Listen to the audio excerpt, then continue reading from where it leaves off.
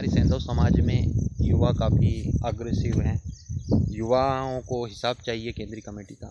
इसमें केंद्रीय कमेटी को हिसाब दे देना चाहिए। हिसाब तो उन्होंने दिया है, लेकिन एक गोलमाल हिसाब दिया है। एक ऐसा हिसाब दिया है कि आपने एक चौथी पास को बिठा दिया और हिसाब कर दिया। ये वास्तविक बात है। चौथी पास ने हिसाब क्या कर दिया कि भैया उसको शक्कर लेने के लिए पहुँचाया, उसने शक्कर 15 रुपये की लाया और 25 रुपये की लिखी है ना, बिल तो है नहीं उसमें। तो यही हिसाब है, ये वास्तविक हिसाब है। अगर उसको आप आवक और जावक, आपकी जो इनकम आई उसका वे, उसका आय और वे, ये दोनों चीज़ें आप पूरी क्लियर तरीके से दिखा सकते हैं। क्योंकि हमारे समाज में बहुत सारे पढ़े लिखे युवा हैं, वो समझते हैं कि हिसाब को इन्होंने किस प्रकार से किया है। और अब मुझे तो ये समझ में नहीं आ रहा कि कर क्या रहे हैं हम। केंद्रीय कमेटी बनी है, क्या कर रही है, उनका पावर दिखा रही है। केंद्रीय कमेटी से बात करते तो क्या बोलते हैं पता है आपको, कि हम पावर में है, हम जो चाहें वो करेंगे। ये केंद्रीय कमेटी का निर्णय है।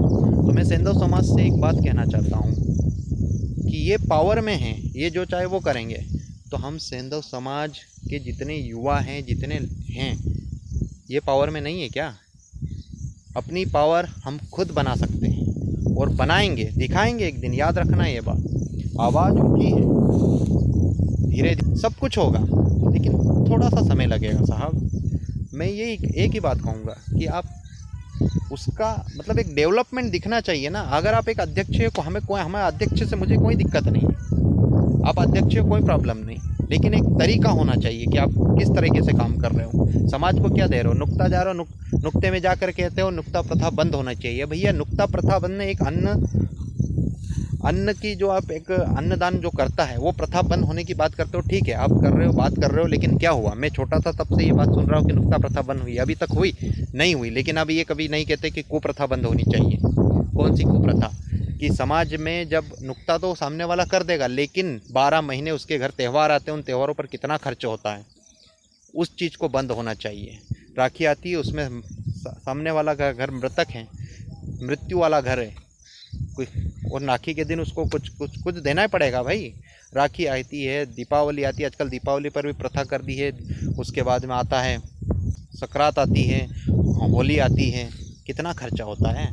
उस जो नुक्ते में खर्च किया ना, उससे ज़्यादा एक कुप्रथा में खर्च होता है। क्योंकि अगर हम गरीबों को वास्तविक दान देते हैं, तो अगर हम गरीबों को दान देंगे तो इसका सही फल मिलेगा। लेकिन अगर हम अपने वाले को ही दान दे रहे तो इसको दान नहीं माना जाता। तो ये एक कुप्रथा है, इस पर हमें जोर करना चाहिए। नुक्ते में जाकर सिर्फ कहने से बंद नहीं होता कि नुक्ता प्रथा बंद होना चाहिए। वहाँ पर जाकर आप खुद कहते हो भैया विरोध कर रहे हो तो आप मत जाओ। विरोध मतलब विरोध, लेकिन मैं नुक्ता प्रथा का कोई विरोध नहीं करता। हाँ, अपनी हैसियत है, इस प्रकार से आप नुक्ता करो, जिस प्रकार से आपकी हैसियत है उस प्रकार से नुक्ता करो। छोटा करो, बड़ा करो, लेकिन उस हिसाब से करो। ऐसा नहीं कि भैया उसने इतना बड़ा किया तो मैं इससे बड़ा करूँगा और ज़्यादा बड़ा करूँगा, इसके उसका पता नहीं, ये मत करो। तो इन चीज़ों पर हमें ध्यान देना चाहिए कि हमें जो कुप्रथा है इन पर ध्यान देना चाहिए। दूसरी बात, किसी का एक्सीडेंट हो जाए, अस्पताल में 1 लाख लगा देगा, उसके बाद में उसका हालचाल पूछने वाला आ जाएगा, 50-60 हज़ार रुपये वहाँ उल्टे खर्चे हो जाएंगे। ये कुप्रथा है, इस पर ध्यान दो। हम क्या जाते हैं, हम किसी का हालचाल पूछने जाते हैं अस्पताल में, आज तक किसी को भैया उसके पास पैसे है या नहीं है कभी पूछा है कि भाई तेरे पास पैसे है या नहीं है? उसको चुपके से दे आओ यार, कि आज उसको दे दिया, कल उसके साथ घटना होगी वो दे देगा। ये चीज़ वहाँ पर हमें काम आना चाहिए। तो इन चीज़ों पर हमें ध्यान देना होगा कि हमें एक दूसरे की मदद कैसे करना है, समाज में मदद करने का हमारा तरीका क्या होता है, हमें एक नया प्लानिंग करना होगा। तो ये समाज के लिए बहुत ही इम्पोर्टेंट चीज़ है कि हमें किस प्रकार से समाज को आगे बढ़ाना है, किस प्रकार से समाज को उस हैसियत तक ले जाना है। समाज की बारीकों को हमें समझना होगा, लेकिन आप जो बारीक समझाने वाली बात है ना, वो आप जो बड़े लोग हैं वो बारीक तक नहीं समझने दोगे आप। क्योंकि हम माइक पर नहीं बोल सकते, हमारी हिम्मत नहीं है माइक पर। यहाँ पर ये जो वीडियो बना रहा हूँ ना, ये भी हिम्मत नहीं है। 10 बार सोचा कि इसको डालूँ कि नहीं डालूँ, तो ये हमारी हिम्मत नहीं है, क्योंकि हम नहीं बोल सकते ना। क्यों नहीं बोल सकते? क्योंकि हम किस प्रकार से बातें रखें और रखने का तरीका आपको पसंद आएगा या नहीं आएगा, इन चीज़ों को हमें समझना पड़ेगा। तो मैं एक ही बात कहूँगा कि एक सही तरीके से, सिस्टमेटिक तरीके से अगर कहीं की भी चीज़ चलने लगे तो उसका विकास दिखने लगता है, और विकास होकर रहता है।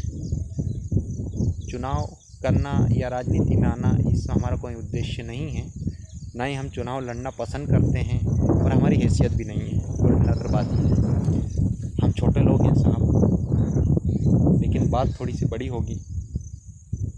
यही मेरी बात है, इसको आप अच्छी तरीके से समझें तो अच्छी बात है, नहीं समझें तो आपकी मर्ज़ी। जय हिंद, जय भारत, जय श्री राम।